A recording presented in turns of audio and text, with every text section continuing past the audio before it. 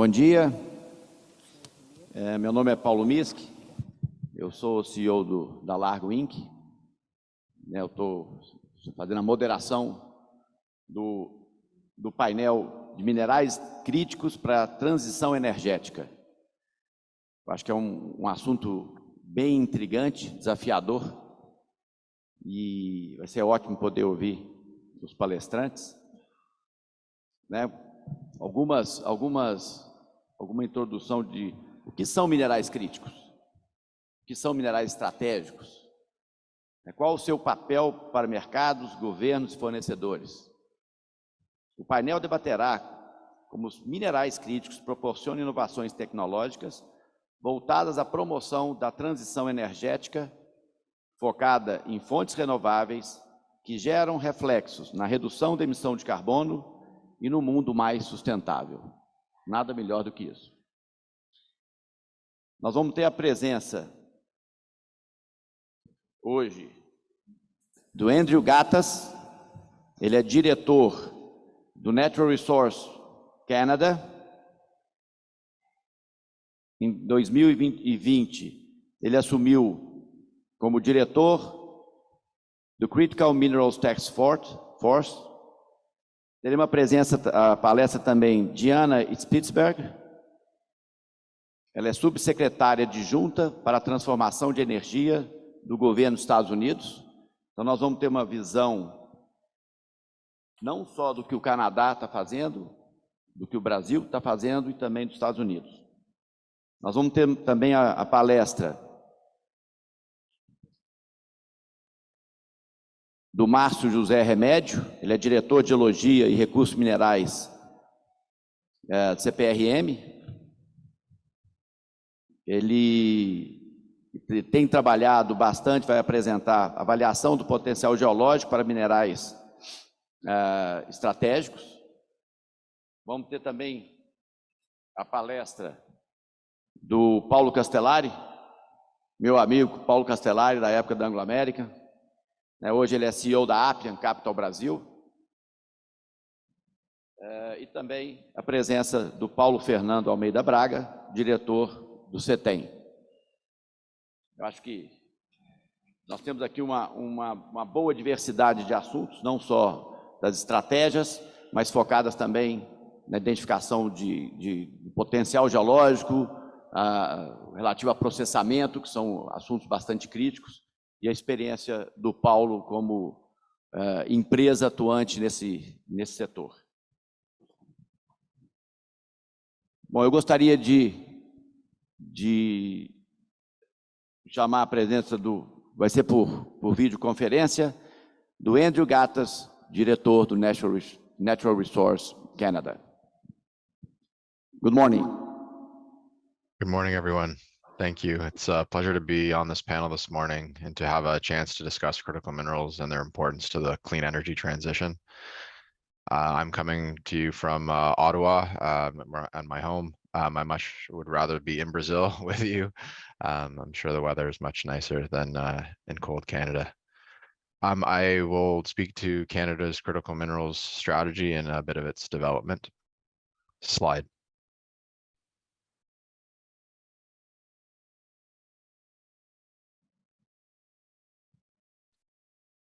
I'm sure many of you are familiar with the context. Demand is going to skyrocket for critical minerals.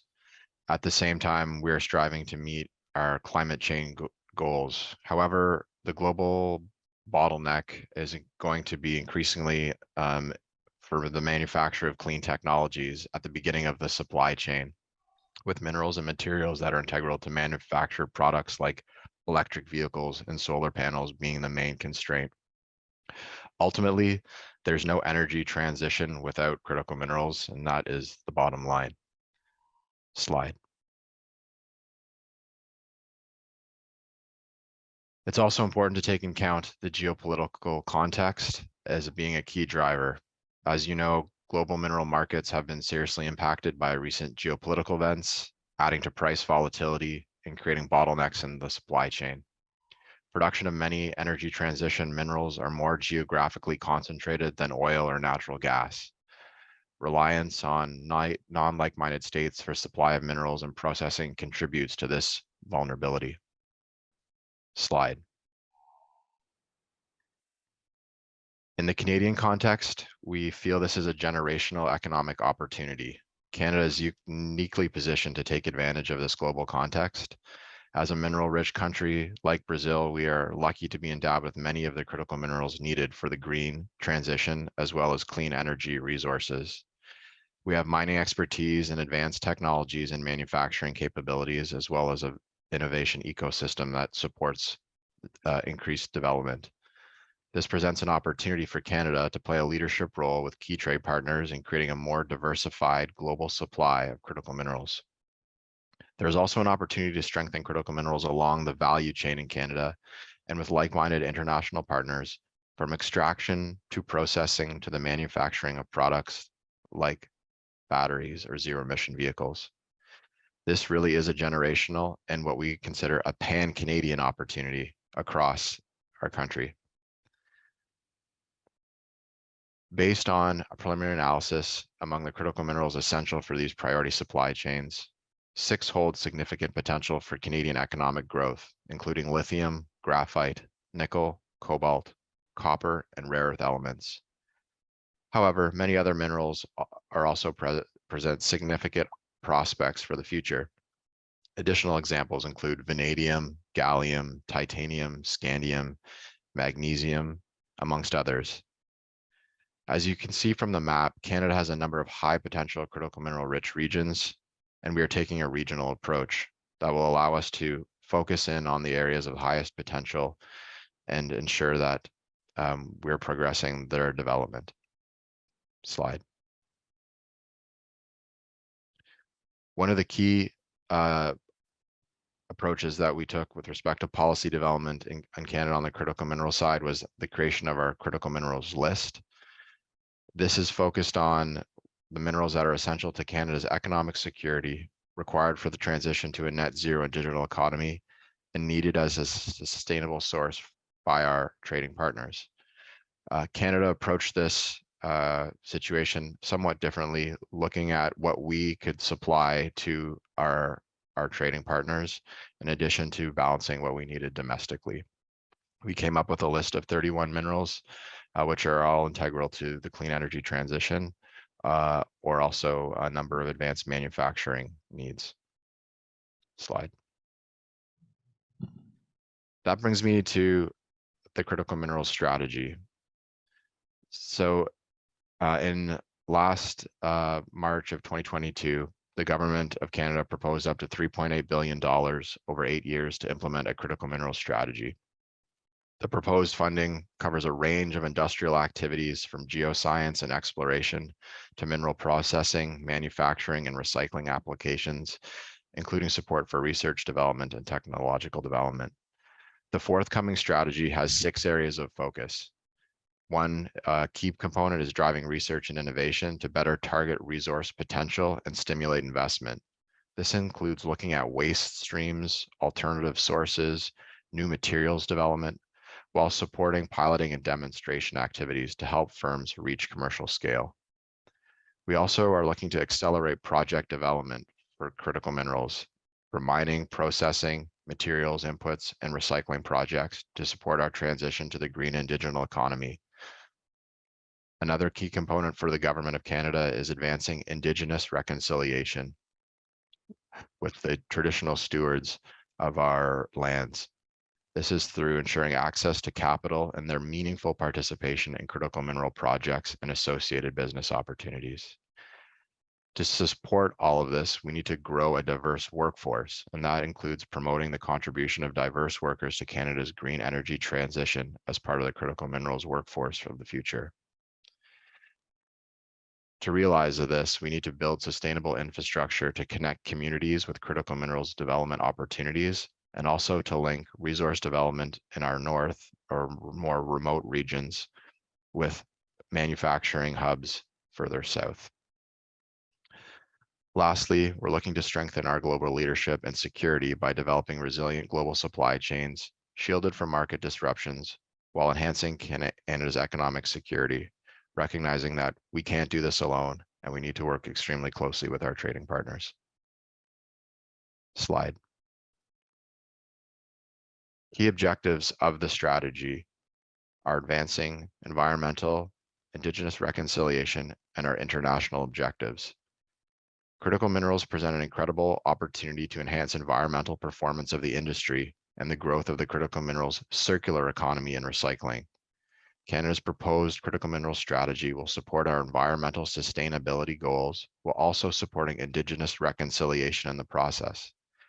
Canada can lead initiatives internationally, including initiatives to help diversify supply chains for priority critical minerals, while driving the adoption of strong, harmonized global economic, social, and governance credentials in critical minerals and supply chain transparency, including traceability systems to help create a value proposition for responsibly sourced minerals.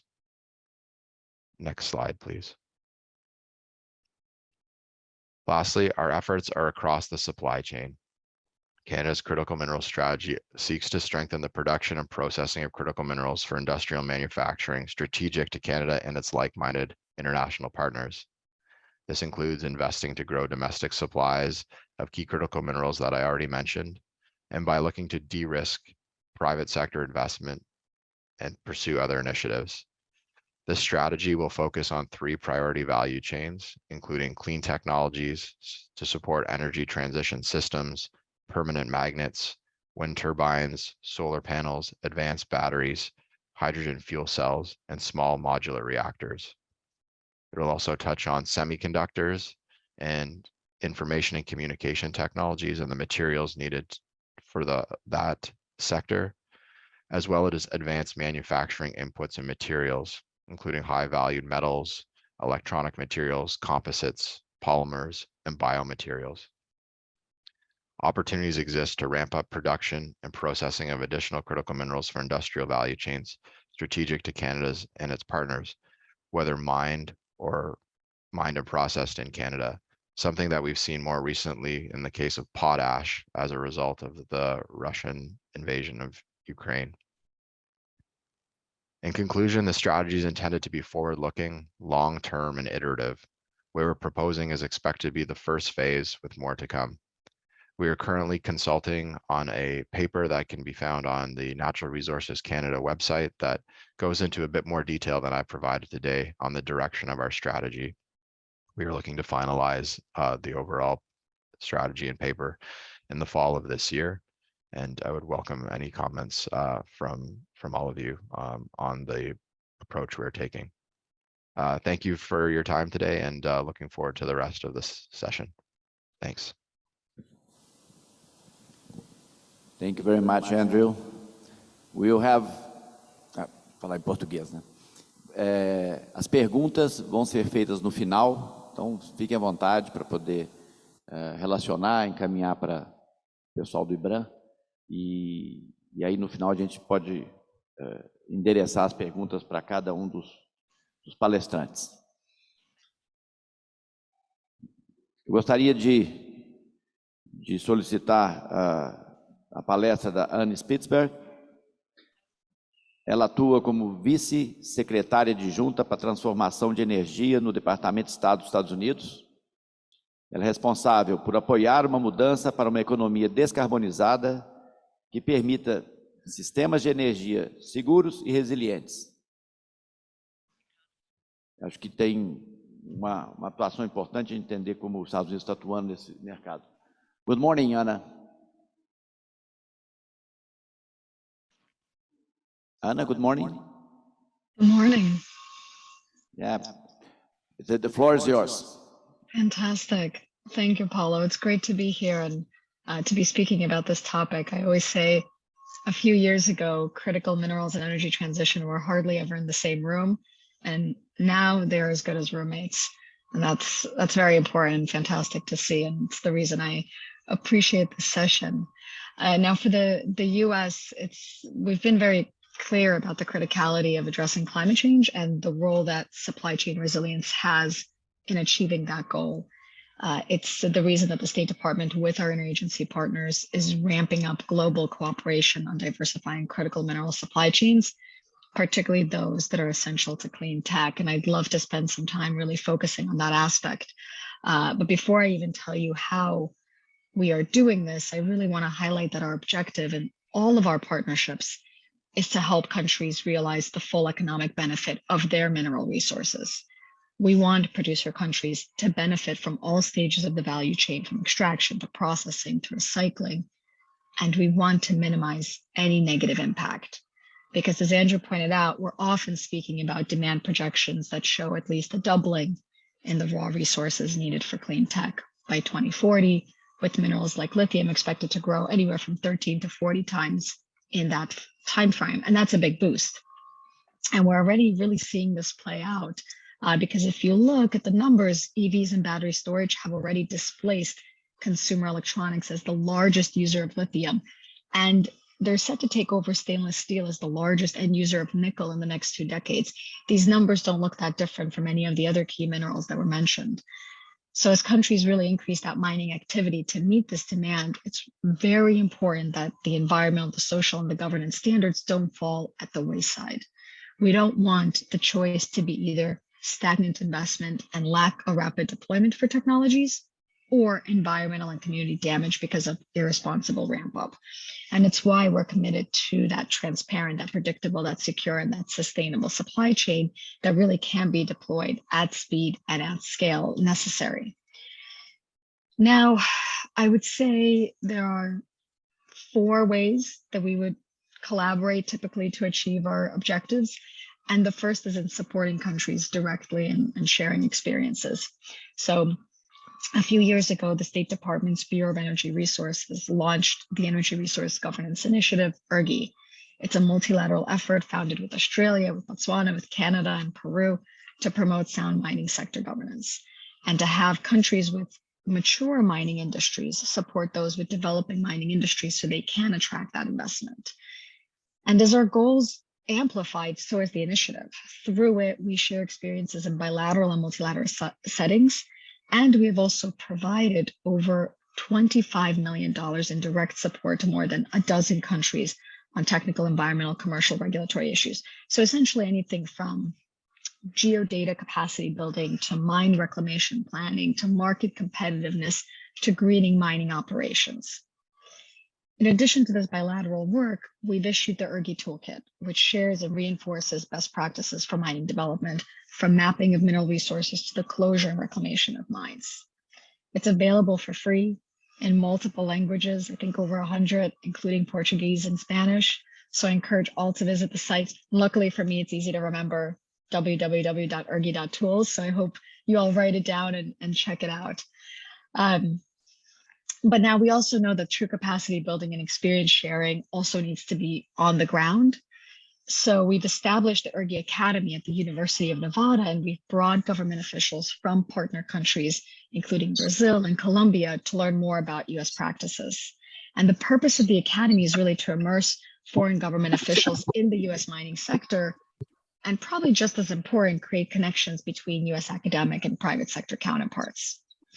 Now, in Latin America specifically, we've integrated this engagement on mineral governance into overall efforts in the region. We're active in Argentina, in Colombia, in Ecuador, in Panama, and Peru. Much of our work centers on transparent markets that promote economic growth. And since strong governance and regulatory environment is truly important to investment and offtake, it has much of our attention. And with Brazil, we have established the US-Brazil Critical Minerals Working Group together with the Ministry of Mines and Energy. And this working group serves as a forum for representatives from government agencies to really discuss and hash out how our countries can work together to build that resilient supply chain. And under this working group, we've engaged in technical cooperation with the Ministry of Mines and Energy, the Brazilian Geological Survey, and the National Mining Agency. And as the Brazilian government seeks to capitalize on demand for critical minerals found in Brazil, we really hope to incorporate private sector input into the group to make it responsive to industry priorities and goals as well, because there's a lot of potential. For example, the US Development Finance Corporation invested $25 million in TechMet for a cobalt nickel project in Piauí, Brazil, to bring that project to commercial production. That's a great example of public-private partnership, and we really hope to create more of these opportunities. I should also say it's great to see that Marcio is on this panel, as he's been a great partner in this group. Now, getting into high-quality mining projects is no small feat, which is how I come to the second way in which we collaborate internationally, and that's building strategic partnerships to boost investment. Some of you may have seen in June, the United States, along with other governments who are large investors and offtakes of minerals and metals, launched the Mineral Security Partnership because we recognized the challenge was too great not to work together. And to work together in a different way, we needed to be creative. And so the goal of this partnership is really to mobilize investment from governments and private sector for strategic opportunities across the value chain, mining, processing, recycling, that adhere to the highest ESG standards. And I really must stress this because there is a lot of attention being paid to these standards by the MSP partners. Now, potential methods of support can include anything from financial, political de-risking, direct investment, political risk insurance, offtake agreements, export credit agency support, and other financial institutions. It's really all being developed as we speak.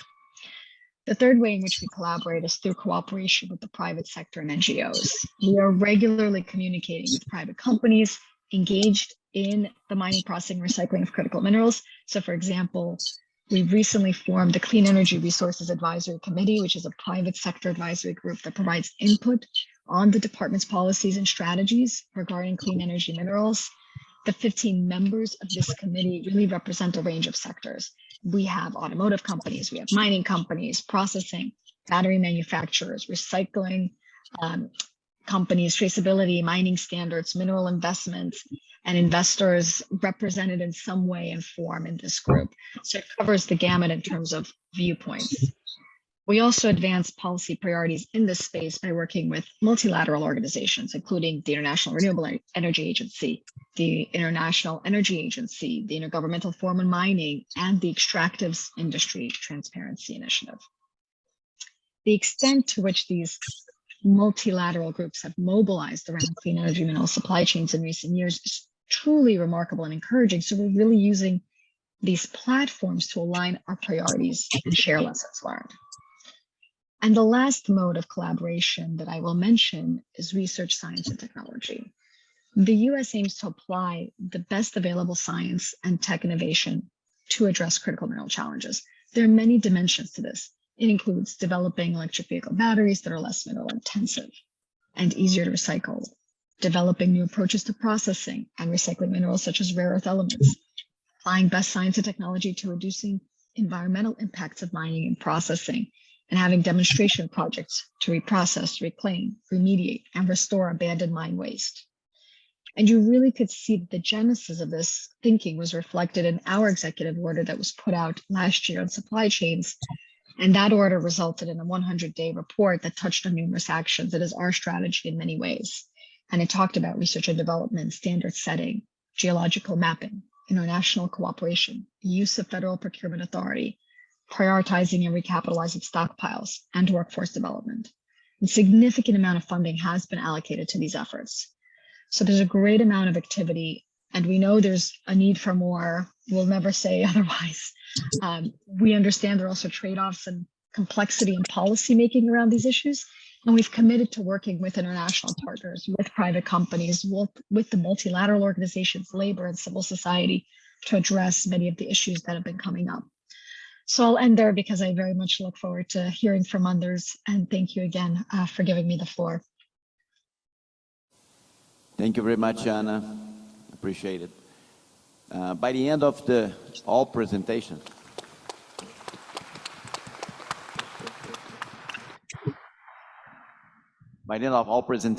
we may have some questions from the audience. So I appreciate if you could stay online until to the end. But pretty much appreciate your presentation. Thank you very much.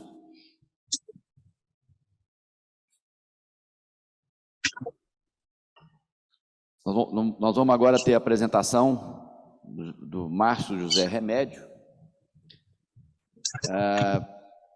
Ele é geólogo, mestre em ciências no programa de geotecnia na Escola de Engenharia de São Paulo, de São Carlos, desculpa, diretor de geologia da CPRM, vai falar sobre potencial geológico de minerais estratégicos. Eu fico muito satisfeito que a gente está abordando, entre os palestrantes brasileiros, a questão de potencial geológico.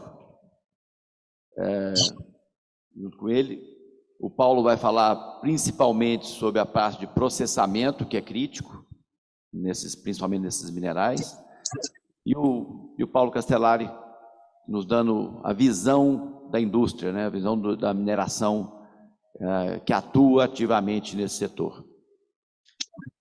Mas, José, por favor. Obrigado, Paulo. Primeiro, eu queria agradecer ao IBRAM pela organização do evento e pelo convite, cumprimentar os colegas, todos os Paulos, né, e aos nossos colegas online, a Ana. Bem, o Serviço Geológico é uma instituição de Estado, uma empresa pública, com a missão de gerar e disseminar o conhecimento geológico. Complementamos no mês passado 53 anos de atividade, e é o nosso compromisso de gerar e disseminar o conhecimento para o desenvolvimento sustentável do nosso país. Bem, falando um pouco aqui sobre os minerais de transição energética, né, sobre as nossas ações, que é uma tendência global, né, para a redução do consumo de combustíveis fósseis e zerar a emissão aí de carbonos, né. É uma reformulação do sistema energético, das demandas, e isso traz demandas para o setor mineral. Sem a investida e o desenvolvimento da atividade mineral para propiciar o fornecimento desses bens, nós não vamos conseguir fazer essa transição como tem se acertado entre os países com o compromisso de redução de emissões. O Serviço Geológico, então, tem investido em avaliações de potencial de área em escala continental, né, no nosso território, aí 8,5 milhões de quilômetros quadrados, e selecionando áreas com maior potencial para certos elementos dentro dessa perspectiva. Então, esse é um mapa uma figura bastante interessante, feito pelo Serviço Geológico da Suécia, onde nós vemos esses mapas, esses gráficos em pizza, apontando a produção mineral desses elementos pelos países. Nós vemos aqui que o Brasil ele é pouco diversificado ainda, mas ele tem um potencial bastante grande para ampliar a nossa paleta de cores, né, bem como também aumentar o raio desse círculo que nós estamos trabalhando fortemente para poder propiciar, chegar numa escala de cores como é a da China, né? Então, nós vemos ainda no gráfico à direita que nós precisamos aí para cobalto, lítio e grafite aumentar aí em torno de 500% até 2050. Até 2050 nós temos que aumentar em 500% a produção desses elementos. Então, isso traz para a gente uma necessidade de investimento em pesquisa geológica, obviamente, e exploração mineral. Bem, aqui o Brasil, nós vemos os nossos minerais que estão em produção, né, nióbio, tântalo, manganês, grafite, lítio, estanho e outros, e prováveis projetos que entrem em produção de terras raras de cobalto, tem uma expectativa de produção, e nós temos um potencial para outros elementos que nós vemos na coluna da direita. Bem, as principais iniciativas, nós estamos investindo mais recurso na avaliação principalmente desses minerais, né, de lítio, urânio, cobalto, né, porque não só energias renováveis, né, mas aquelas de baixa emissão ou de zero emissão. Então, o urânio entra nessa perspectiva. Houve uma mudança na legislação que permite, então, que traz uma perspectiva de uma participação do setor privado na produção desses elementos aqui no Brasil. Então, isso encoraja investimentos em pesquisa nesses termos, né? Também temos projetos aí em parceria com outras instituições, inclusive o CETEM, para o desenvolvimento de atividades no sentido de biolixiviação de rejeitos aí de níquel para a produção de cobalto, é uma ação importante que deve trazer resultados, tem trazido resultados importantes para o desenvolvimento dessa atividade.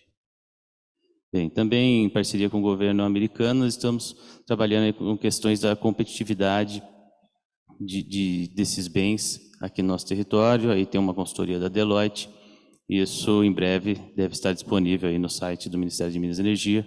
São relatórios bastante robustos sobre esses elementos que podem indicar e orientar, ajudar na tomada de decisão dos investidores.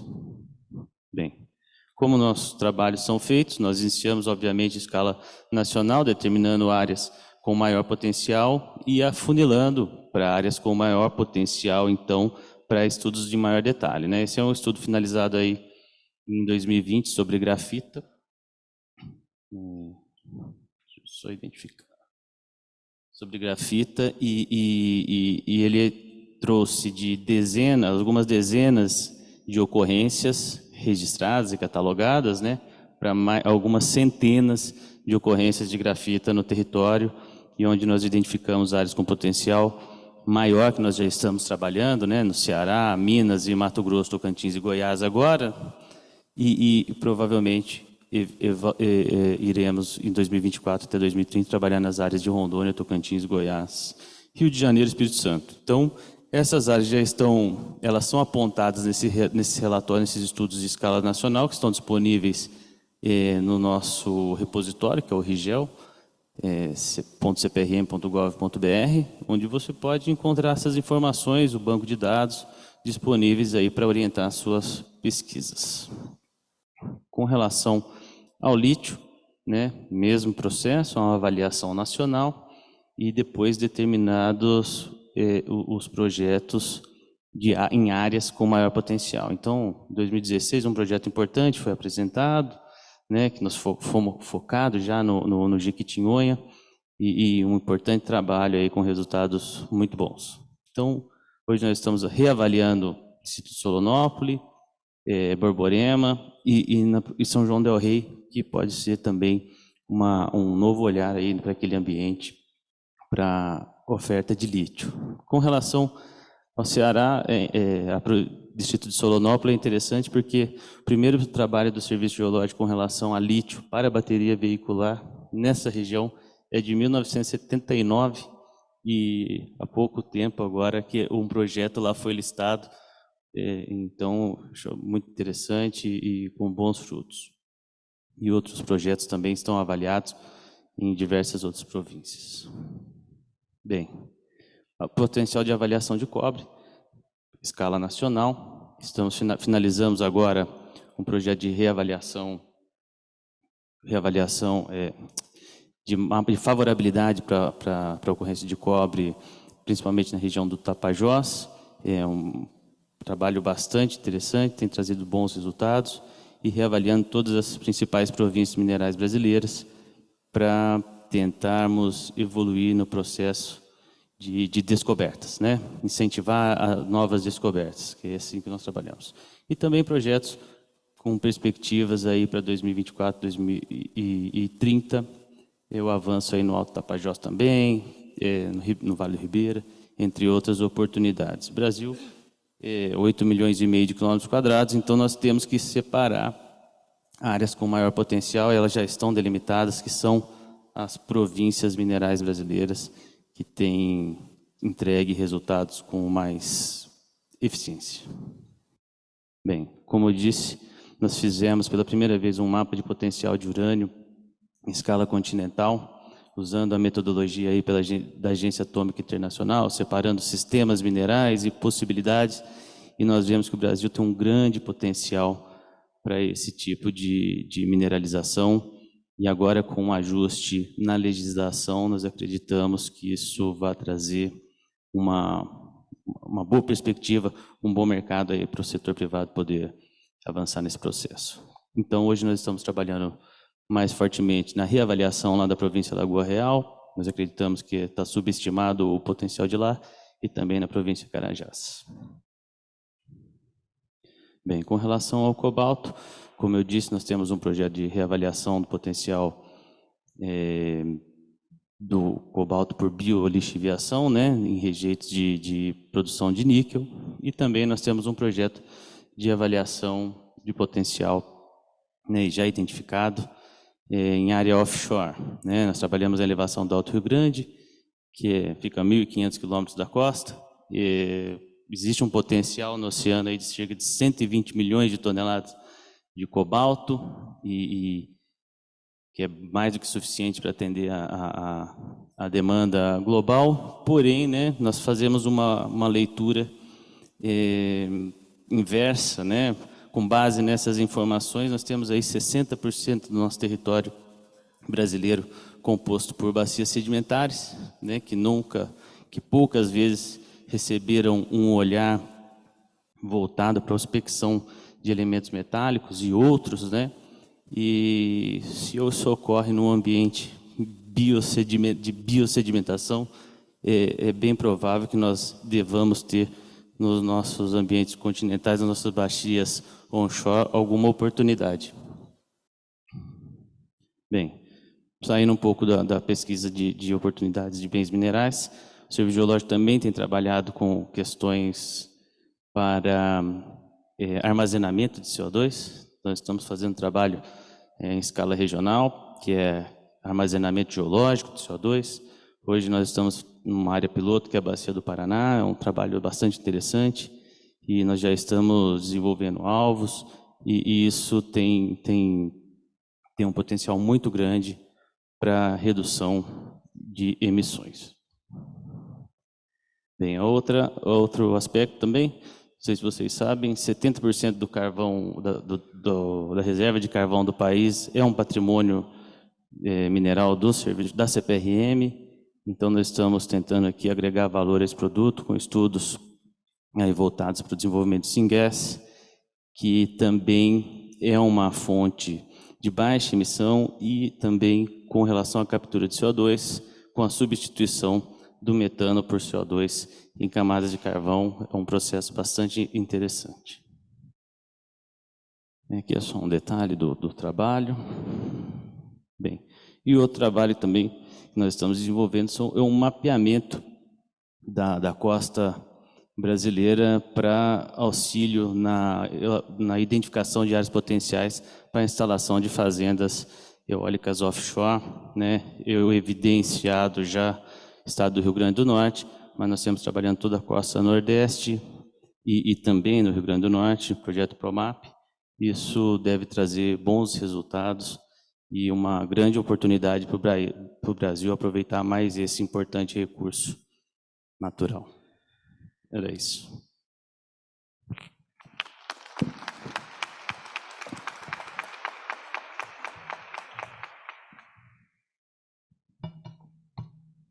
Muito obrigado, Márcio. Acho que é fundamental que a gente tenha esse trabalho de mapeamento, né, para permitir prospecções e pesquisas, e a gente possa cumprir o nosso papel nessa nova economia, né?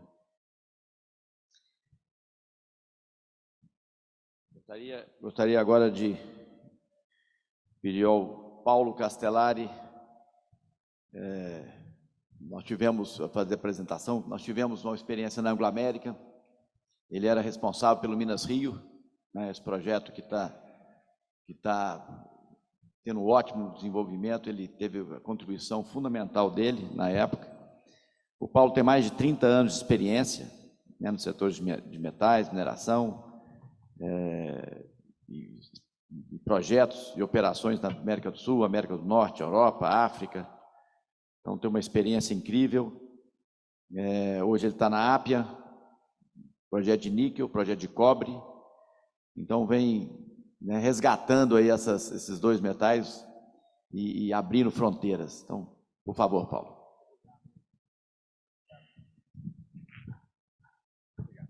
Muito obrigado, Paulo. Obrigado a todos. Bom dia. Deixar bem claro aí que sim, eu tenho 30 anos de mineração, mas eu iniciei muito cedo, viu, Paulo?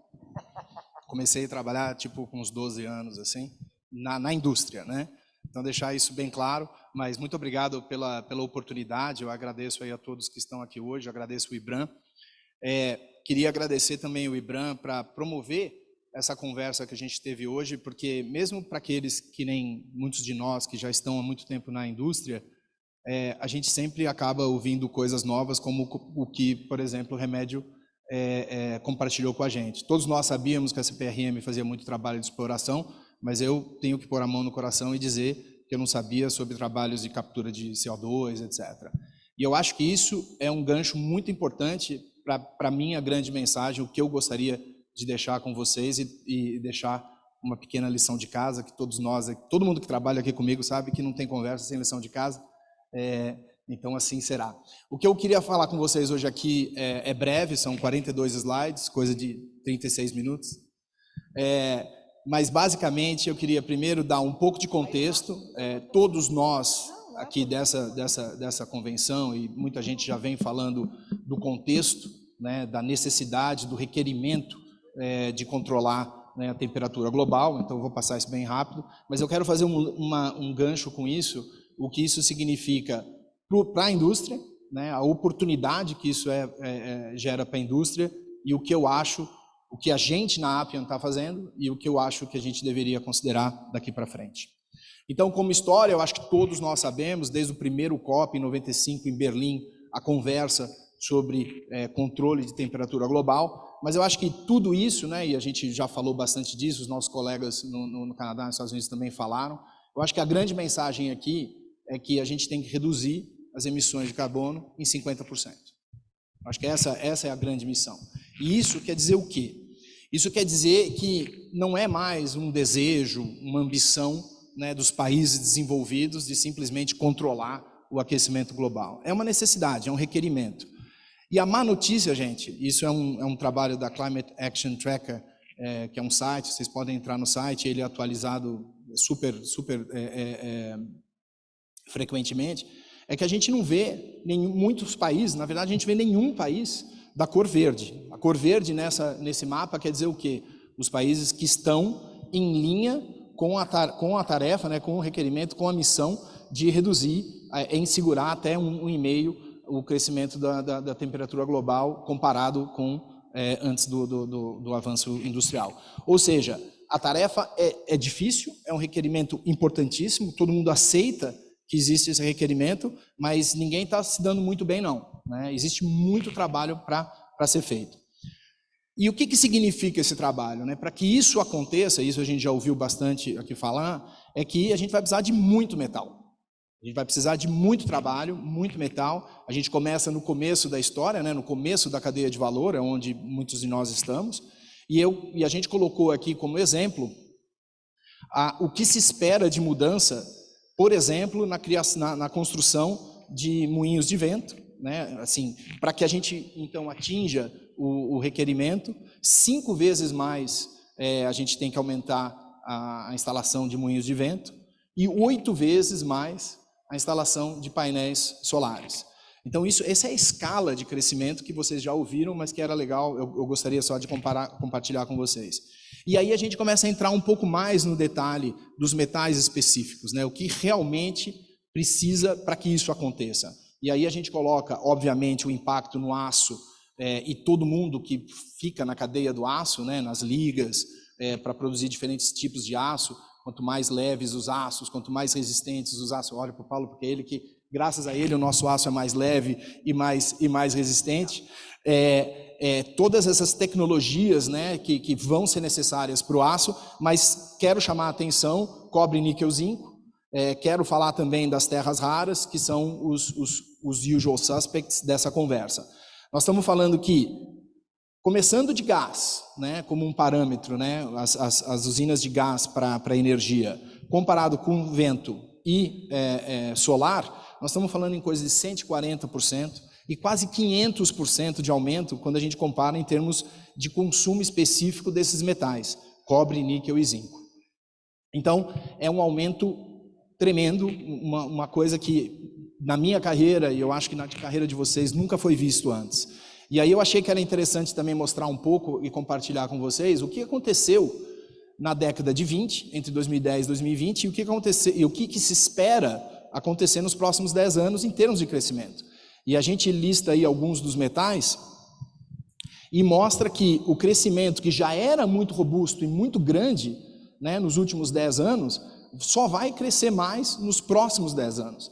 E nós estamos falando de coisa de 300% de aumento na demanda de lítio, por exemplo, entre 20 e 30. Telúrium também, coisa de 300%. Crescimento tão grande que já começa a pensar o que pode acontecer em termos de substituição. Eu não sei vocês, eu nunca vi um crescimento dessa escala. E eu acho que essa é a pausa, esse é o momento que eu acho que a gente tem que pensar e investir um pouco de atenção. Queria fazer um pouco a ligação com o que o Remédio falou. A gente tem uma oportunidade muito boa aqui no Brasil, né? O Brasil vem fazendo um trabalho bom.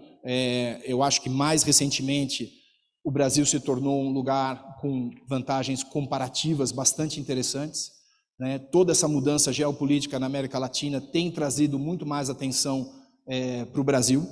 Para aqueles de nós que já trabalhamos em outros continentes, como na África, como nos países mais desenvolvidos, a gente sabe dos desafios que lá existem e a dificuldade que vai existir de mudar, né, a habilidade de operar nesses países. Então, tudo isso está dirigindo muito a atenção aqui para o Brasil. E, portanto, o trabalho que o Remédio compartilhou com a gente, o trabalho que a CPRM faz, no nosso caso, que opera na Bahia, o trabalho que a CBPM vem fazendo, é absolutamente crucial, porque é aí que começa todo o trabalho, a gente entender aonde que a gente pode operar. Então, e é uma oportunidade única pelas razões que vocês sabem.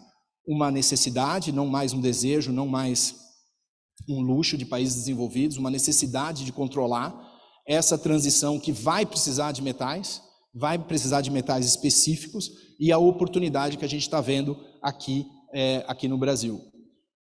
Mas eu quis ir rápido no começo dessa fala, porque eu acho esse, na minha opinião, a parte mais importante, o que eu gostaria muito de compartilhar com vocês, é que é uma oportunidade única, eu acho que isso é fácil de ver, mas não é uma oportunidade que vem somente de demanda. No passado, todos os outros ciclos que a gente viu preços subindo por causa de demanda, ora por crise, ora por crescimento de algumas regiões, a história da China, etc, etc. E nós vimos muitos desses ciclos, né, nas commodities, e todos nós participando disso. Só que eu acho que dessa vez existe uma oportunidade diferente que, além da demanda crescer, existem outras necessidades muito importantes. E aí, Paulo, o pessoal daqui dessa mesa, eu acho que realmente vale a pena a gente dar um passo para trás e pensar o que a indústria fez nos outros momentos onde existiam esse tipo de oportunidade. O que nós da indústria fizemos quando o preço do minério de ferro estava $200, quando o preço do níquel estava $55.000 a tonelada. O que aconteceu com essa geração de riqueza? Cada um tem a sua opinião, mas a realidade é que essa riqueza foi para aquisições super caras, foi para dividendos, etc, etc. A gente conversava aqui há pouco, Paulo e eu, antes de começar o painel, perguntando quanto da receita das nossas empresas de mineração é investido em comunicação, é investido em estratégia para pessoas, qual é a porcentagem desse investimento que vai dentro da nossa indústria? É muito menor do que em outras indústrias. E agora a gente vive as consequências disso. Os desafios que a gente tem de trazer pessoas, os desafios que a gente tem de cumprir metas de diversificação, de diversidade dentro das nossas empresas. Então, o que eu acho que traz esse momento é uma oportunidade muito diferente das outras.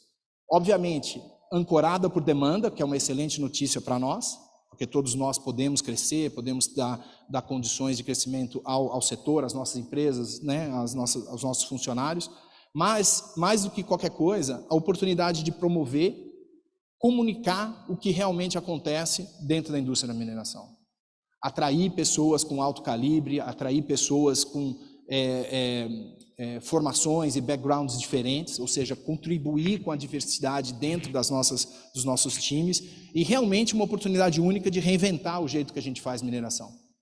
Então, eu acho que o grande recado aqui é esse: a gente sabe da necessidade, a gente sabe do que vai acontecer com a demanda desses certos metais, mas a coisa para todos nós levarmos para casa é o que nós estamos fazendo com isso.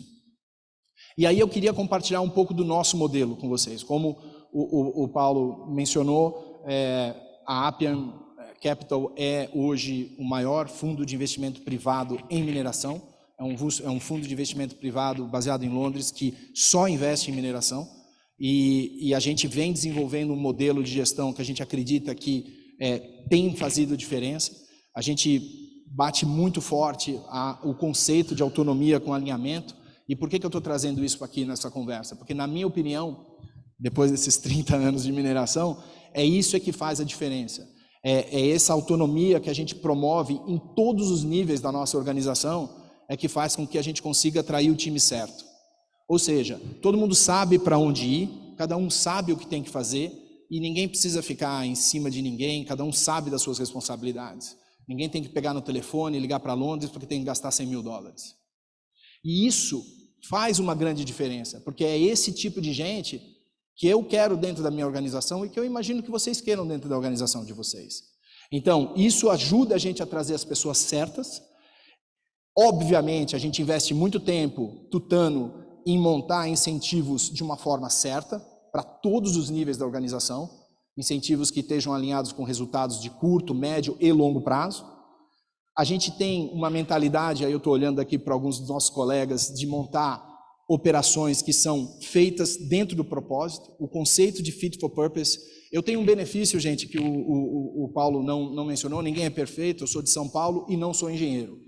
E por não ser engenheiro, desde que entrei na indústria de mineração, o que sempre me chamou muita atenção eram as super operações, eram as operações que eram folhadas a ouro, etc.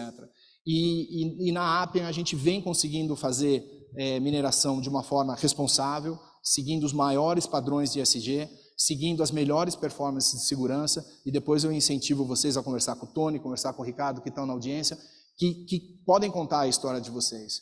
O nosso projeto em Alagoas é um projeto que saiu do zero, e hoje lá tudo é feito fit for purpose, com todos os selos de ESG e tudo da melhor nível.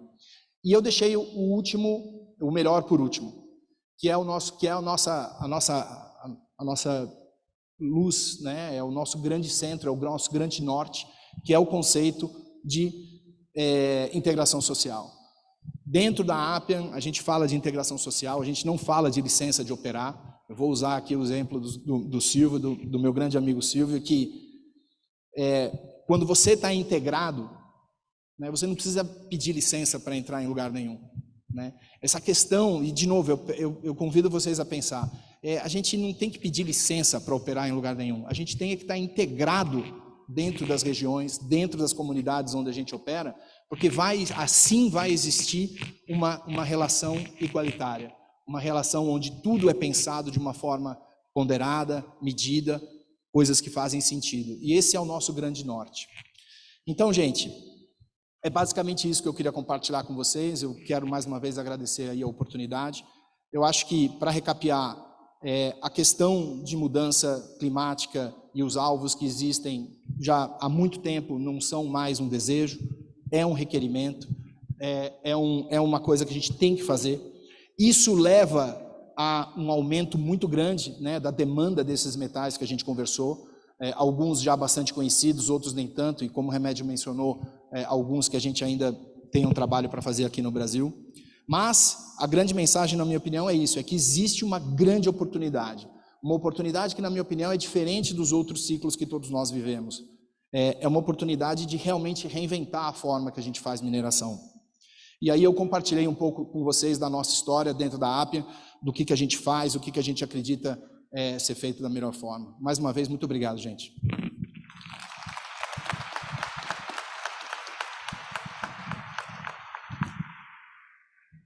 Muito obrigado, Paulo.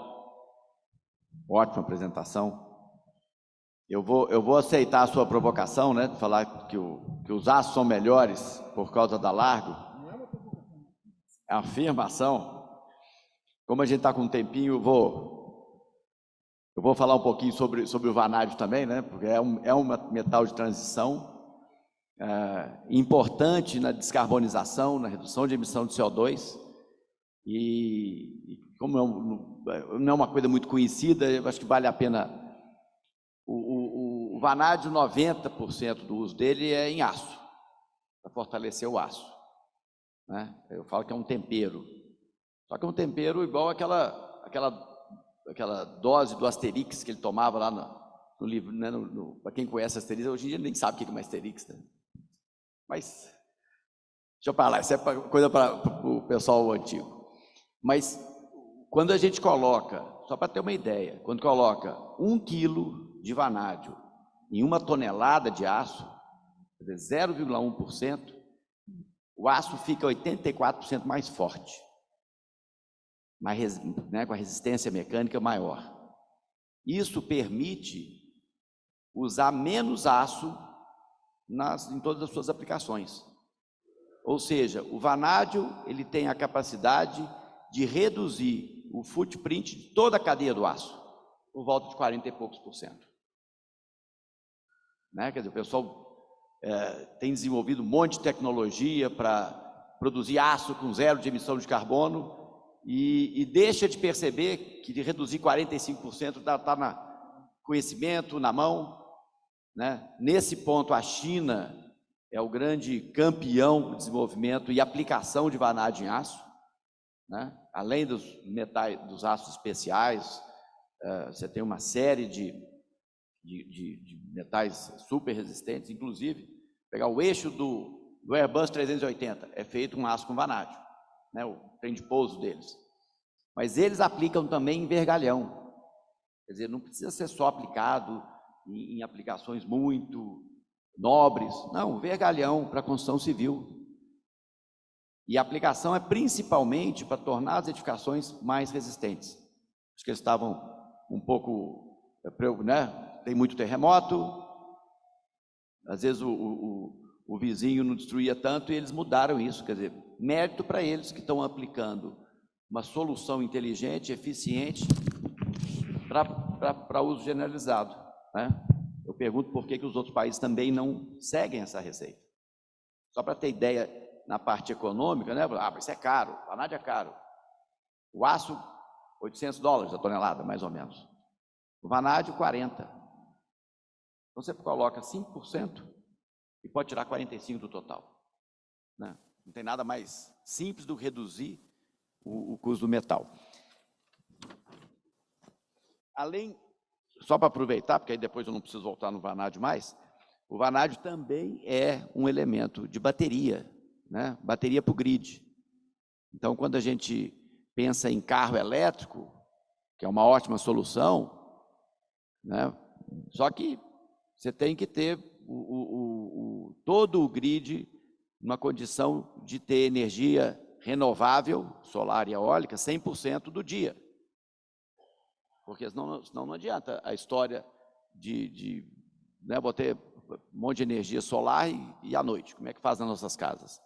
Então, a bateria de lítio, ela resolve, é a melhor solução, mundialmente falando, para poder permitir armazenar grandes quantidades e abastecer de energia as cidades à noite. Né? Então, só para dar um exemplo, e a gente está 100% comprometido com isso, temos um projeto, tem uma empresa nos Estados Unidos produzindo bateria, já produzimos, já estamos entregando a bateria na Espanha, temos um memorando de intenção para ter uma associação, uma joint venture na Europa, exatamente para ajudar a Europa a enfrentar esse problema de crise energética. Então, eu acho que o Brasil está 100% né, envolvido nesses desafios da tornar o mundo mais sustentável. Vamos lá. Dr. Paulo Fernando Almeida Braga, engenheiro químico, formado pela UFRJ, com especialização em processamento de minerais e metalurgia,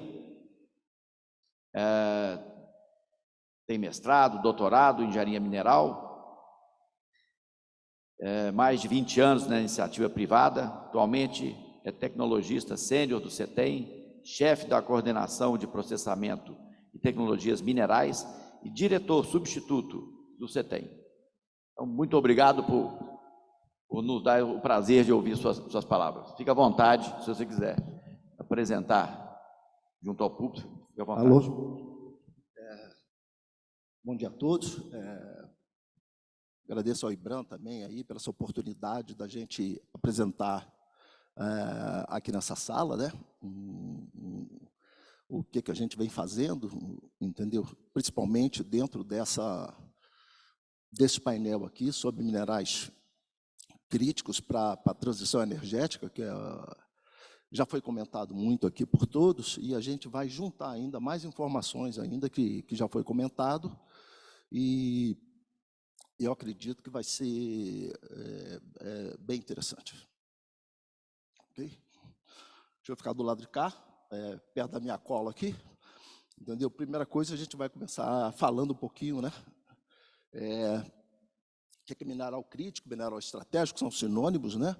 Então, tem diversos conceitos aí, conceito da União Europeia, conceito do Ministério de Energia dos Estados Unidos, da Comissão de Energia Atômica. Agora a gente vai falar aqui do conceito que foi criado aqui no Brasil, né, pela resolução do Ministério da Minas e Energia, né, em 2021, ano passado, né?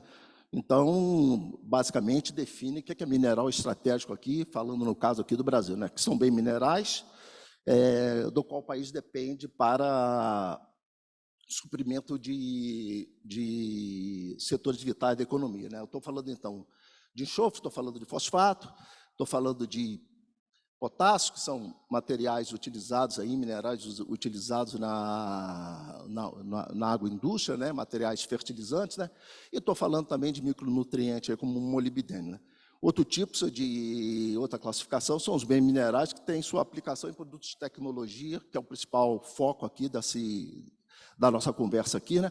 Estou falando de cobalto, de cofre, de estanho, da grafita, do grupo da platina, do lítio, nióbio, níquel, silício, talho, terras raras, titânio, tungstênio, urânio e vanádio, para concluir, né?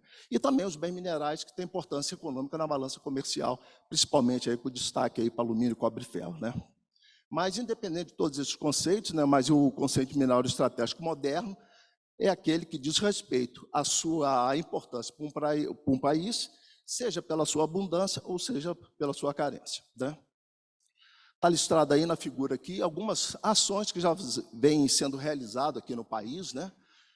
Como o CETEM, é um centro de pesquisa do governo, né? Então, algumas ações aí que começaram desde 2010 lá, né? Com essa publicação aí do CGEE, que é sobre materiais avançados, o Plano Nacional de Mineração, de 2030, que já fala nos minerais estratégicos, na Estratégia Nacional de Ciência e Tecnologia, um trabalho aqui também que foi feito, assim, que eu acompanhei, que foi a avaliação do potencial do lítio lá no Vale do Jequitinhonha, o Programa Mineração e Desenvolvimento, tem aqui uma publicação aqui lá do CETEM, que já é tecnologias para extração de lítio, né, de pegmatitos, e o Plano Nacional de Mineração 2050, e principalmente assim, como é que a gente financia isso, né? Todo esse estudo, todo esse serviço, né? Ainda é modesto, a gente sabe disso, mas atualmente o governo tem publicado muitos editais aí, ou chamadas públicas aí, seja através da FINEP, do BNDES, do CNPq, e nos últimos 10 anos aí atingiu mais de 1,5 bi aí, com destaque para o Inova Mineral em 2016. Né? Outra rede importante aí que foi criado ano passado, é o MIB, que é uma rede colaborativa, aí foi criado dentro do Ministério da Economia, né, da qual o CETEM faz parte também, né, que o MIB significa Made in Brasil Integrado, né, então foi instituído por uma portaria do Ministério da Economia, e o objetivo geral é produzir baterias de lítio aqui no Brasil num período de 3 anos. Né.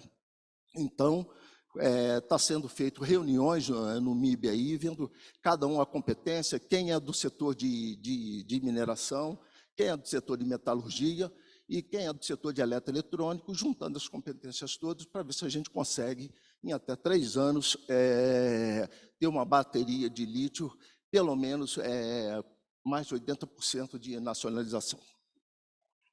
Né? E quais são esses minerais críticos no Brasil para as baterias de lítio? Né? Peguei uma cola aqui com uma publicação do IBRAM, né? Onde ele mostra os minerais que são importantes para a balança comercial do Brasil, e eu substituí, aqui eu coloquei minerais estratégicos. Né? Então, a gente destaca aqui o ferro, que é usado aí nos invólucros das baterias, a grafita, a bauxita, por causa do alumínio, né? O níquel, manganês, acrescentei o lítio, já está aparecendo nas estatísticas de exportação de lítio, muito lítio, principalmente minério de spodumênio, cobre, terras raras e cobalto, que são esses os principais, né? Já foi comentado aqui outras vezes, até pelo presidente do IBAMA, aqui na sessão de abertura, nosso conhecimento geológico ainda é muito pequeno, né? Apenas 3% do Brasil é mapeado em escala 1 para 50 mil, né? E precisamos aqui, principalmente, diminuir a nossa dependência externa, desenvolvendo tecnologias, né? E eu acho que nesse contexto, eu acho que a gente está bem preparado para desenvolver essa tecnologia, para novos desafios, para a recuperação e extração desses minerais importantes, né? Qual a importância dessas novas matrizes energéticas, né? Aquecimento global do planeta, né? Compromisso dos países com a redução da emissão de CO2, um novo modelo de mobilidade, né? Todos sabemos aí, empresas aí como a Tesla, a BYD, estão montando gigafactories ao redor do mundo, né? A pretensão da China de ter 8 milhões de carros elétricos aí circulando até 2028, crescimento e melhoria da sociedade, ou, obviamente, com crescimento da economia, e novas demandas de fornecimento de energia, principalmente através de fotovoltaico e eólico, né? Paulo também comentou aqui antes dos grids, também grid storage, também chamados de EES, né, que é Energy Safety System, né?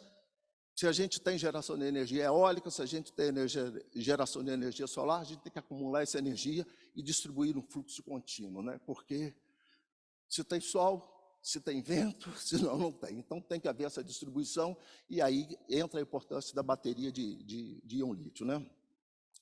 E aqui eu citei aqui, né? Os minerais críticos, as baterias de íon lítio têm papel fundamental nesse novo cenário global, né? Então, o lítio ainda vai perdurar, na minha opinião, durante muitos anos aqui. É o mais leve de todos os metais e o que tem maior potencial eletroquímico, né? As baterias de íon lítio, com diversos tipos de cátodos existentes aí, tem mais de dezenas de cátodos atualmente, mas elas têm alta densidade de energia, alta voltagem e descarga constante durante todo o ciclo, né? E o uso comercial dessas baterias, temos mais de 10 milhões de smartphones, 6 milhões de carros elétricos já em circulação, 25 gigawatt-horas em buses, né? 90 gigawatt-horas aí, um monte de informações. Aqui tem uma figura interessante, né? Com uma bateria de chumbo ácido aqui e uma bateria de íon lítio ali. A gente vê a diferença de peso entre essas baterias para a mesma potência de cada uma, né? E a figura aqui ao lado aqui, também mostra aqui quantas unidades atualmente já estão em circulação de veículos elétricos, sejam eles veículos 100% elétricos ou do tipo híbrido.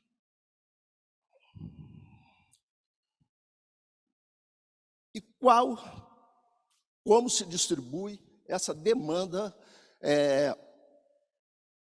dessas baterias de íon lítio, né? Então, a gente vê aqui que se distribui aqui, provavelmente num ano aqui, a gente está falando de 480 gigawatt-hora distribuídos aqui em veículos de passageiros, em motocicletas elétricas aqui, de 2 ou 3 eixos, isso aqui é muito comum, né, na China, na Índia, né? Em buses, em ônibus comerciais e nos storage também, está aí colocado aí, com destaque aí sempre para os materiais de portabilidade, de consumo eletrônico, né? Preço também, o outro Paulo também já falou, tem aí a demanda aí, a disparada dos preços, o mercado ainda vai se estabilizar, isso aqui não pode ficar dessa maneira, só o lítio subiu nos últimos tempos aí 437%, são vários índices que tem, né?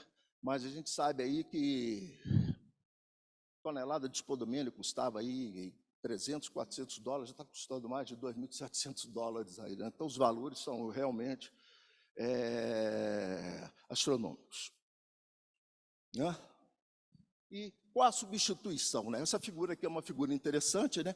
Que a gente está vendo aqui, né? Que a energia fornecida pelas baterias, né? Já estão substituindo o petróleo. Então a gente vê aqui que um total aqui de 1,5 milhão de barris de petróleo, que é o equivalente mais ou menos a 3% da demanda total do combustível, relativo só à mobilidade, né? Então, já existe essa substituição, esse comparativo, assim, já é significativo a presença das baterias de íon lítio nesse mercado, principalmente de mobilidade. Né?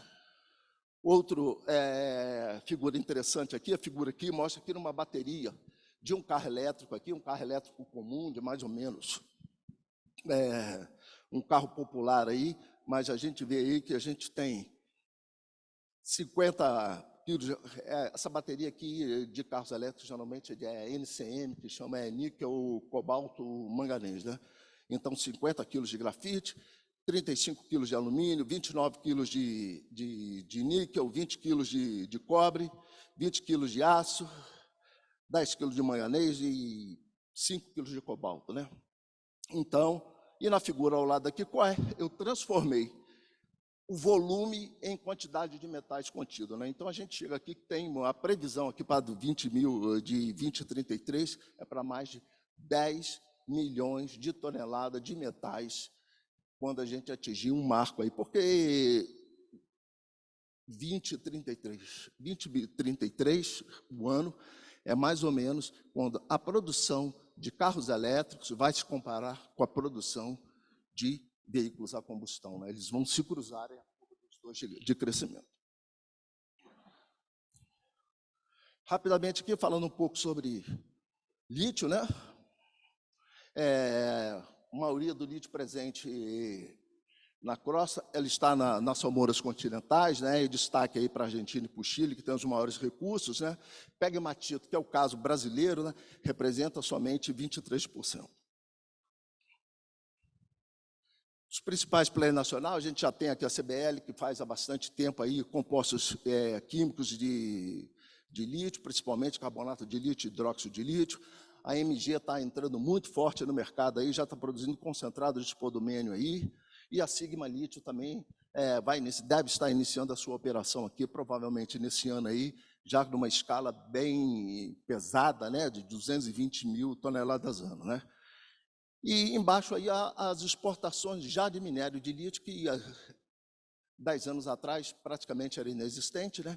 Mas hoje em dia já estamos exportando aí em torno de 100 toneladas e o valor é realmente significativo, equivale aí a 264 milhões de dólares, né? Preço médio aí de 2.400 a tonelada, né? Grafita. Brasil tem a terceira reserva mundial, tem 7% da produção, os chineses dominam esse mercado, mas também já temos grafite de qualidade para ser colocado aí no revestimento dos catodos das baterias de íon lítio. Terras raras aqui merecem um destaque, né? Apesar de não ser utilizado diretamente na produção das baterias de lítio, mas todo o sistema de armazenamento de energia, ou no carro elétrico, todos eles, a terras raras, participam de todos os componentes, né? No Brasil, a gente tem recursos identificados, porém a gente tem muito pouca extração e beneficiamento, né? As principais fontes das terras raras aí são as areias monazíticas, né? Os carbonatitos fosfáticos, as chaminés alcalinas lá de Araxá, né? E aí uma figura típica aí, que alguém de vocês já deve visto em algum lugar, que no carro elétrico a quantidade e a intensidade do uso de terras raras, basicamente em todo o carro aí, em circuito de proteção, nas turbinas eólicas. Manganês. Brasil é uma das maiores reservas do mundo, né? A maior reserva mundial de manganês. O manganês é muito conhecido, o maior uso aqui é realmente para a produção de aço manganês, né? Mas também temos disponibilidade de manganês, já foi muito produzido aqui no Brasil, dióxido de manganês eletrolítico, as pilhas secas, praticamente já saíram do mercado, não existe mais pilha seca aqui, né? As Rayovac, as amarelinhas, não... só o pessoal mais antigo que conhece. Evered, Rayovac, ninguém conhece aqui, os Paulas não conhecem aqui, né? Níquel, né? A gente tem aqui produção aqui no Brasil, a Anglo, a Vale, a Atlantic Nickel, que produz concentrado, né? Aqui no Brasil. Onça Puma está paralisado por problemas ambientais, né? E novos projetos também aí, o Vermelho da Horizonte aí, que vai utilizar a tecnologia a HPAL, né, que é a lixiviação ácida sob pressão, em substituição ao tradicional processo Caron, né, que é a lixiviação amoniacal, né? Piauí Nickel também já foi comentado em palestras aqui, também está entrando aí, vai estar em operação aí para a produção níquel e cobalto. E a Gevoar adquiriu, está reativando a refinaria de níquel em São Miguel Paulista, mas em conversas com colegas aí para trabalhar com minério importado, né? Cobalto tem um problema aí de suprimento mundial. O Congo tem as maiores reservas mundiais, então hoje em dia já tem os fabricantes até de baterias estão procurando alternativas ao Congo, né? Problemas ambientais, exploração do trabalho infantil, isso é muito discutido aí, se isso aí é uma atividade responsável, né?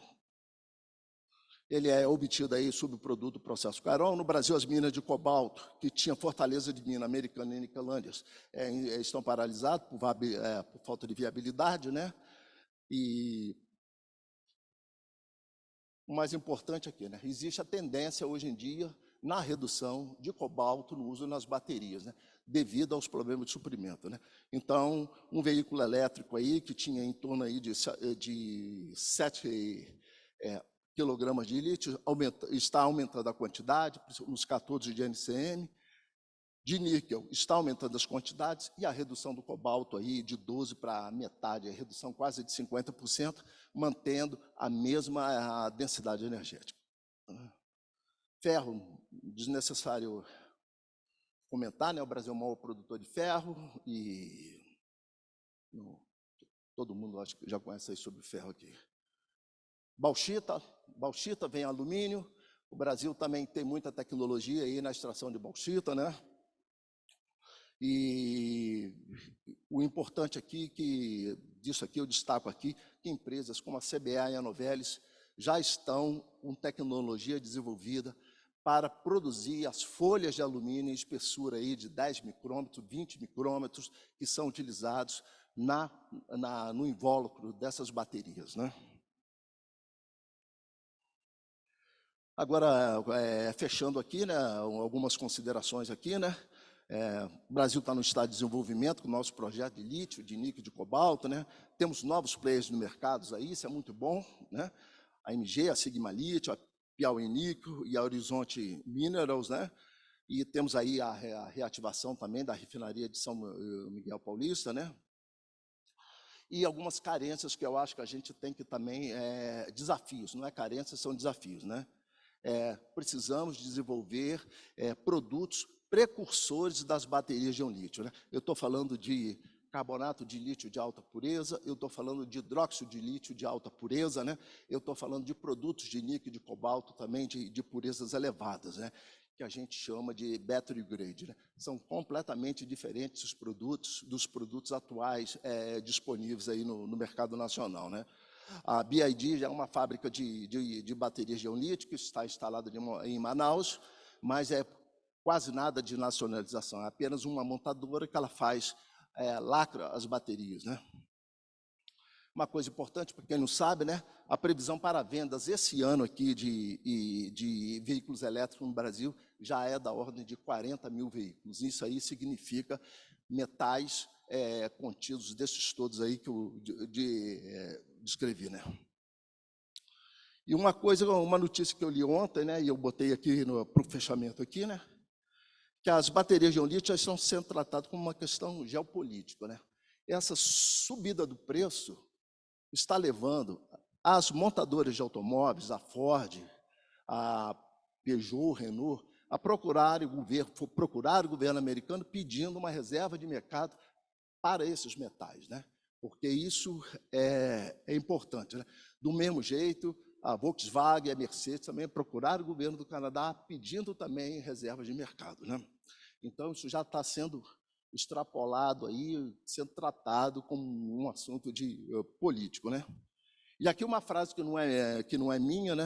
Mas é do Simon, por acaso, já tive em outros seminários com ele, né? Se os EVs significam baterias de lítio, então os EVs significam mineração. Era isso que eu tinha a apresentar, gente. Muito obrigado.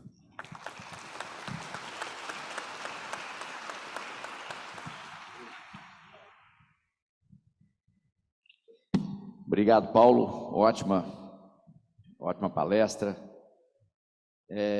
Às vezes as pessoas acham que o crítico é só a parte de depósitos minerais, só que as pessoas não percebem que a parte de tecnologia que está associada ao tratamento de minerais e fazer esse mineral chegar no produto final é mais crítico ainda. Só para vocês terem uma ideia, a China tem 35% das unidades de processamento de níquel. Se a gente falar de lítio e cobalto, está entre 50% e 70%. Terras raras, 90%. Então, um desafio muito grande, aí acho que o pessoal que mexe com processamento e desenvolvimento de tecnologia, a partir de reservas identificadas no Brasil, como é que a gente faz para agregar valor, como é que a gente faz para tornar possível que esses metais vão estar disponíveis no Brasil para a produção de bateria ou para a produção de outras aplicações finais e a gente agregar valor no Brasil. Então, acho que esse é o grande desafio nosso. Ô Paulo, eu vou aproveitar a sua deixa. Você comentou que lítio nós temos CBL, né, que produz há muito tempo, Minas Subterrânea, inclusive, lá em Araçuaí. Uhum. A MG, eu tive a oportunidade, trabalhei 10 anos na MG, em São João del Rei, e esse projeto de lítio, ele foi idealizado, desenvolvido lá em 2000. Quando eu apresentei esse projeto para o board, para produzir, inclusive, o hidróxido, né, era só concentrado de spodumene, chegava até na etapa do hidróxido, o board da MG ficou com receio dos salários, né, lá dos Andes. Naquela época, o consumo de lítio não era tão grande e já tinha o conceito que os salários têm uma produção enorme, uma capacidade enorme, então eles preferiram não avançar naquela época, né? 3 anos atrás, se não me engano, eles implementaram esse projeto pela metade até o spodumênio, né? E o hidróxido é uma outra etapa. Só uma curiosidade, nós desenvolvemos esse processo lá na Lakefield, no Canadá. E aí o pesquisador, que era um sérvio, ele no final, quando me entregou o relatório, eu fui lá, recebi, achei muito bom, ele falou assim: ô Paulo, deixa eu mostrar uma coisa aqui, ó. Todo o desenvolvimento de flotação que eu desenvolvi para o spodumênio, eu tirei desse artigo, dessa tecnologia feita no Brasil. Aí ele tirou, jogou na mesa assim, era o Toninho Pérez, que tinha sido meu professor. Exato. Para você ver como é que é a vida. Uhum. A gente tem que começar. Mas a empresa americana quis fazer no Canadá e está tudo certo. Mas uma pergunta que eu queria fazer para você: como é que a gente, qual que é a diferença, né, dos depósitos em rocha, em pegmatito, né, dos depósitos de lítio, né, o spodumênio figura como mineral principal nesse depósito, para os depósitos nos salários dos Andes, né? E dá uma visão para a gente, por favor. Não, é a pergunta assim, bem colocada, né? Porque, os que não conhecem, eu coloquei ali, 65% de todo o lítio no mundo está nos salários aqui, no platô de Puna, que é ali a região entre Bolívia, Chile e Argentina, né? Bolívia tem a maior reserva do mundo, porém, na minha opinião, é um lítio de difícil processamento, né? As salmouras litiníferas da Bolívia têm alto teor de magnésio, né? Então, um indicador para beneficiamento de salmoura é a relação sempre lítio-magnésio, né? Então, as salmouras bolivianas, em detrimento aí das salmouras do Atacama, lá no Chile, ou do Hambre Muerto, na Argentina, que tem teores de magnésios, né? Mas, como é que é uma lavra de uma salmoura, né? Uma lavra por dissolução. Você faz a perfuração, injeta água e você retira uma salmoura, entendeu? Então, você tem uma solução salina. Essa solução salina precisa ser concentrada, né? E concentrado a quanto? Estou falando de uma solução que tem ppm de lítio para você concentrar até 6%. Então, eu preciso de um volume enorme de água para ser evaporada, né? Só que tem que ir nos Andes, qual a característica?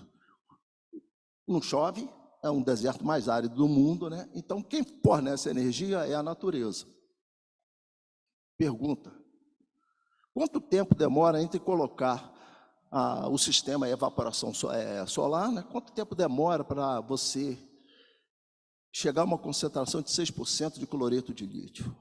Eu estou falando aqui de mais ou menos 1 ano e meio, entendeu? Entre você extrair essa salmoura e colocar. E não adianta você acelerar o processo, querer aquecer a solução e evaporar, porque o gasto de energia não vai pagar o processamento, né? Mas, mesmo assim, ainda é mais competitivo. No nosso caso, no Brasil, aqui, a extração de lítio por pegmatito, né? A gente sabe que é rocha dura, tem uma parte aí de tratamento térmico, de diminuição, que você tem que transformar o material aí, então você tem que calcinar ele a 1.100 graus, estou falando de um gasto de energia enorme, né? E, novamente, aí a gente vai extrair um concentrado de spodumene, tem 5%, 6%, né? Então, 94% é rejeito, né? Mas comparando hoje em dia aqui, os produtos de lítio obtidos a partir de pegmatitos, entendeu? Dão pureza maior, né? Salmoura, a gente tem não só, temos o lítio, temos o sódio, temos potássio, temos sulfato, temos magnésio, temos cálcio, né? Então, você refinar os produtos de uma salmoura é muito mais difícil, muito mais complexo. E a pureza tem que ser alta, porque no uso de baterias é uma reação eletroquímica, qualquer reação eletroquímica indesejável pode dar reações indesejáveis, aí, inclusive explosões de bateria, que a gente já viu no passado aí dentro de aviões, que já ocorreram, né? Então, hoje em dia, existe uma concorrência muito grande, lítio de salmoura, é mais barato o preço, sim, mas existe uma preferência para os montadores, né? E sendo que o maior produtor de lítio de pegmatitos hoje em dia é a Austrália, está do lado da China, né? E, basicamente, hoje eu posso dizer que o mercado deve estar 60% de pegmatitos e 40% de salmouras. Muito obrigado, Paulo. É praticamente uma aula, né? Deixa eu aproveitar. Eu tenho uma pergunta para o Andrew. Andrew, ele está online ainda? Bom, se Yes, thank you. me avisa que eu faço a pergunta para ele. A Ana Spielberg está no ar?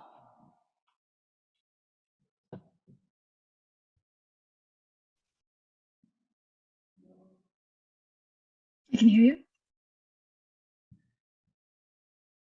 Anna, I think everyone really likes your presentation. So I have one question for you.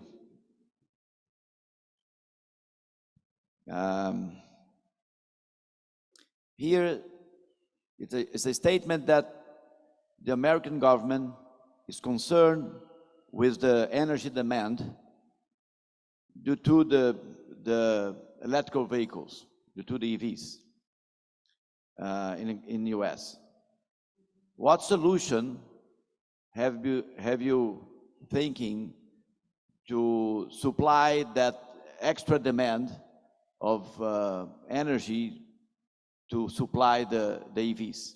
Is there any plan for that concern? Yeah, no, absolutely. Mostly because we need electrification across multiple sectors, so not just transportation. So there's very much a realization that we need a number of different sources. We need to look at carbon capture for sources that are unabated. We need to look at hydrogen, where hydrogen can plug in industrial purposes. And then on the transportation side, electrification, really full electrification for vehicles of a certain size that makes the most sense. It requires a significant uptake in solar and wind, including offshore wind and offshore wind. And with that in mind, there's been a significant amount of funding that has come into play to boost that, and boost it not just for getting the generation assets online, but making sure that we have transmission assets, making sure that the grid is strong enough, making sure that there's storage, battery storage applications, front of the meter, behind the meter. So really looking at the regulatory aspect, the funding aspect, and research and development.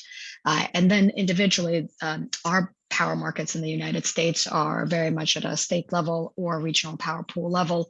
So there's a significant amount of planning that goes into that to make sure that as we bring on intermittent renewables to help electrify other parts of the economy, it is done in a stable manner. And part of that is really understanding demand, the curve, the load of demand, and understanding each of those resources and when they can be applied and how they can be best managed. So I'd say at the state level, at the federal level, as well as at the private side, there's a lot of momentum going into exactly this question.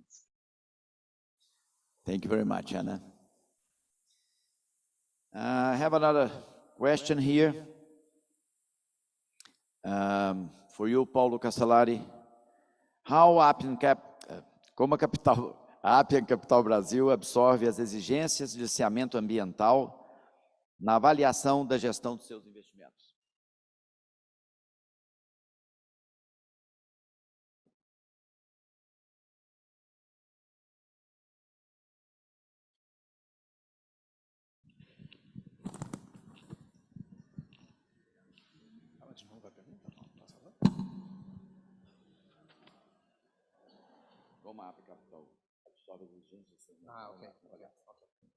Ok, obrigado, gente, pela pergunta. A pergunta interessante e não sei se foi se está relacionado com os meus comentários, né, de investimento fit for purpose, etc. Mas eu acho que começa tudo no meu comentário sobre o norte, né, sobre a questão de integração social. A gente segue todos os parâmetros do livro, né? Então todas aquelas sopas de letrinha que vocês conhecem muito bem, todos os parâmetros, todas as questões que são exigências que a gente tem que fazer, a gente faz. Mas eu acho que se eu entendi bem a pergunta, eu acho que está muito mais, a conversa é muito mais como que a gente consegue fazer isso, manter os padrões, manter os custos administráveis em operações de menor escala, né? E eu acho que isso é uma coisa que é o nosso dia a dia, são as formas que a gente tem, são os tijolos, né, de construir esse conceito de mineração inteligente. E eu acho que é um desafio que vai ter que ser tratado por todo mundo. Porque uma coisa que a gente não falou aqui, que eu acho super interessante, é que, e aí os geólogos vão me ajudar, é que grande parte desses metais que a gente ouviu o Paulo falando, tipicamente são operações de menor escala. E isso vai exigir também uma mudança de comportamento, uma mudança de habilidade de gerir ativos de menor escala nas grandes organizações. Todos nós sabemos aqui que tipicamente as grandes organizações focam em grandes ativos para diminuir custo fixo, para poder alavancar grandes políticas, inclusive essas questões, né, de meio ambiente, padrões que têm que ser exigidos, que têm que ser cumpridos. Então, o que a gente faz na Appian de novo, a gente investe muito tempo na fase de planejamento. Eu acho que todos nós aqui já vivemos projetos difíceis, restarts difíceis, que quando a gente olha para trás, a gente vê que se tivesse sido pensado, planejado de uma forma diferente, teria sido muito mais bem executado e muito mais barato, muito mais efetivo. Então a gente tem essa fixação com o planejamento de curto, médio e longo prazo, então a gente investe muito tempo nisso. A gente tem uma gestão de custos muito forte, e todo o resto que vocês já sabem, mas eu acho que a grande mensagem aqui é que a gente vem conseguindo manter esses padrões. O caso da nossa operação em Alagoas, de cobre, a mineração Vale Verde, foi uma operação que conseguiu um project financing com instituições internacionais e, portanto, teve necessariamente de cobrir uma série de padrões de ESG super estritos, e lá estamos. No caso da Atlantic Nickel, a mesma coisa, o restart, que foi a coisa de 3 anos atrás. Hoje a Atlantic Nickel está dentro das empresas com melhor estatística de segurança de trabalho. Então a questão é essa, muito planejamento, muita atenção na gestão de custos e ter o time certo, né, que são aqueles elementos que a gente tinha conversado na nossa fala. Obrigado, Paulo. Eu tenho uma outra pergunta, que eu vou combinar duas perguntas. A pergunta do Jacinto, da Sigma, aproveitando para dar os parabéns para a turma da Sigma, né, para a Ana Cabral, que é um projeto que está em fase de implantação, um projeto maravilhoso, e que o depósito mineral já era conhecido há muito tempo, né? Você vê como é que essas coisas demoram para maturar. Antigamente lá chamava mineração arquiana, tinha algumas pedras, exatamente. Então, você vê, precisa da determinação, né, de empreendedores, de pesquisa mineral, de pesquisa tecnológica, desenvolvimento tecnológico, para poder fazer isso acontecer. A própria Largo era de 1980, né? Então, esse é um viés que a gente tem que preocupar. Eu vou combinar isso, a pergunta dele, com uma outra pergunta, né, que cita a necessidade pelos minerais energéticos, né, vamos dizer assim. Lítio, em 20 anos, é 40 vezes. Grafite, cobalto, níquel, de 20 a 25 vezes a produção atual. Quer dizer, são números que nos assustam. O Paulo mostrou algumas referências de crescimento em 10 anos, e tem uma outra estatística falando que em 15 anos vão ser necessárias 74 minas do tamanho médio que existe hoje, para atender lítio. Para atender níquel, 72. Para atender grafite, 97. São números meio que nos assustam, então eu queria combinar uma pergunta para o Remédio. Como é que o potencial geológico, né, se ele teria condição de atender a essa demanda toda, e em termos de ambiente geológico, aí é a pergunta do Jacinto, em termos de ambientes geológicos favoráveis à mineralização desses minerais críticos, né, considerando aí lítio, cobalto, níquel, né, entre eles, o que seria mais determinante para a sua ocorrência? A origem das rochas, se é ígnea, se é metamórfica, né, ou a cronologia, ou uma combinação de fatores? Queria que você desse uma abordada, por favor, Remédio.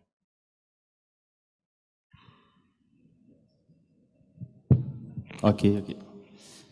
Bem, é bastante coisa, né, Paulo? Aproveitando aqui o que o Castellari já apontou, os depósitos estão menores, né? Os maiores depósitos já foram encontrados.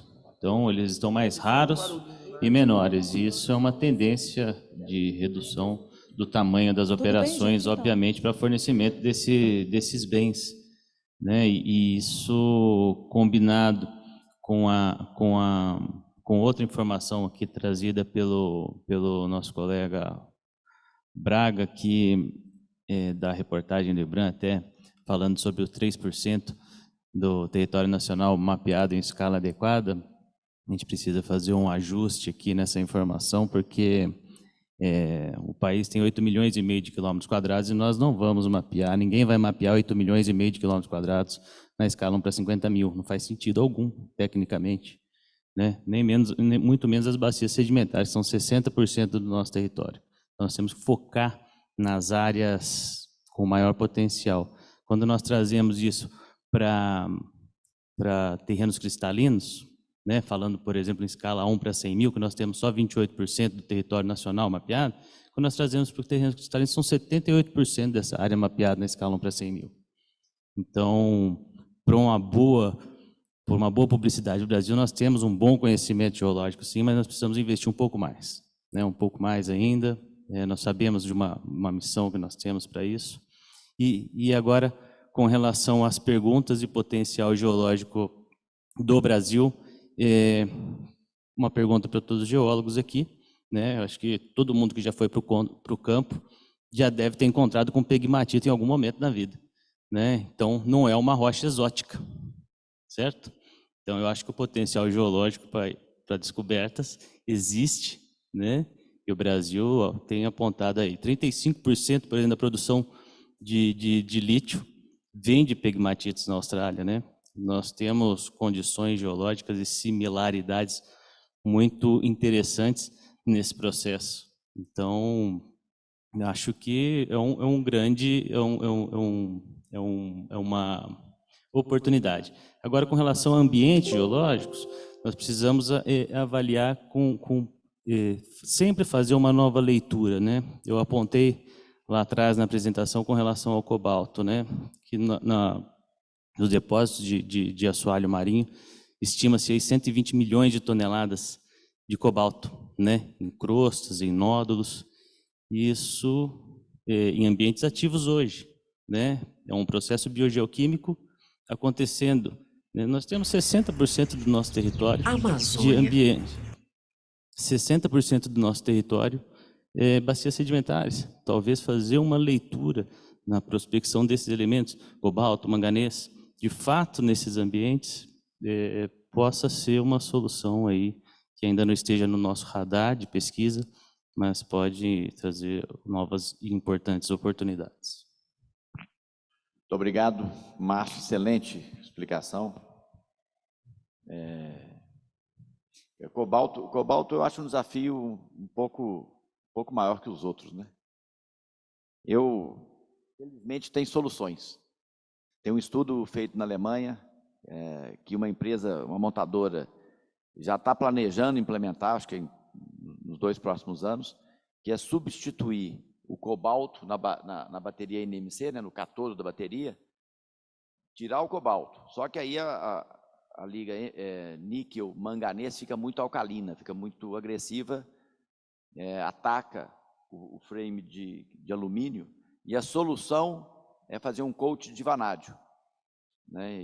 Então, existem soluções alternativas usando a tecnologia. O Paulo está rindo ali porque eu estou fazendo propaganda do vanádio, mas é meu peixe, eu tenho que vender alguma coisa.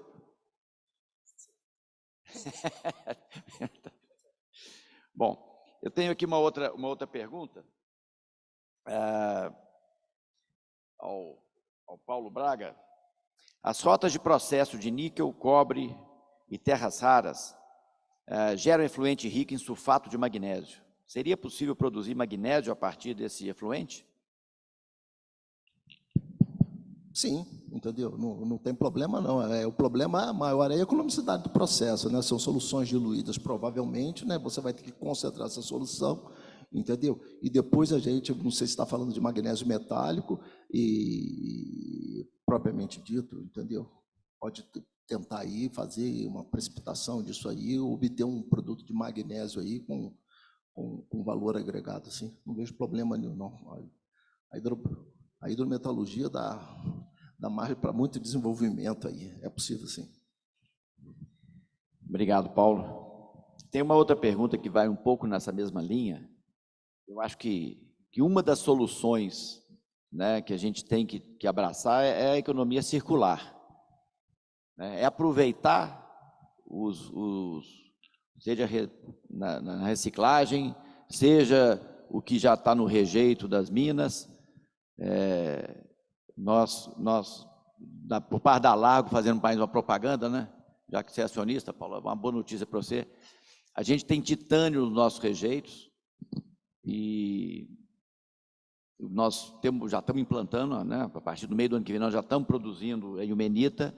Na sequência, vamos fazer uma planta para produzir dióxido de titânio, que é pigmento branco, né?